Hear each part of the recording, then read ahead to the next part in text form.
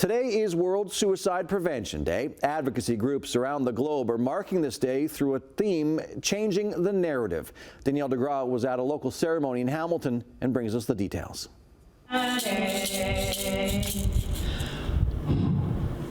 Today, St. Joe's West 5th campus is marking World Suicide Prevention Day with a butterfly ceremony. Everyone was given a paper butterfly to write a message, then attach it to one of the arrangements to remember people who were lost to suicide and those who are currently struggling. It's a topic that's hard to talk about, but Sydney Stacey, the chair of the Suicide Prevention Community Council of Hamilton, says changing the narrative is key. World Suicide Prevention Day happens in 50 countries all over the world on September 10th. And it's really an opportunity to engage, to bring focus to the issue of suicide, suicide prevention, and how we can make our communities safer. Stacey has a personal connection to suicide through a family member. He says it's important to talk about it. So on a personal level, I and my family have experienced loss by suicide of a loved one. And it's devastating, it's tragic, and especially with the fact that we know suicides are preventable.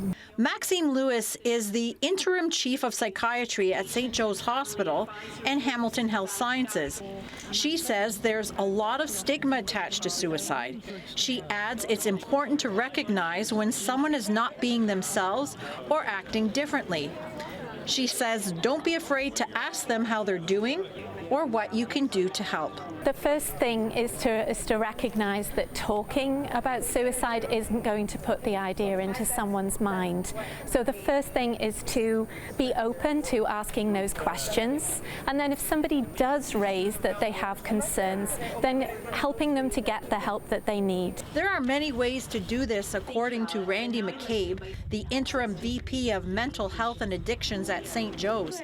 She points to programs like COAST and the Psychiatric Emergency Facility at St. Joseph's Hospital for those in crisis. Within Hamilton, we have the Be Safe app that has those resources as well as a whole bunch more that people can access to get help. And then we also have across the country the helpline 988, which people can call anytime 24/7 to talk to someone who can provide some support. There was a lot to process here, a lot of information, and it might have been a trigger for you or someone you know. If you or someone you know are struggling and you need some help, don't be afraid to reach out. There were some resources mentioned in the story, and we're going to put up all of that information on our website at chch.com.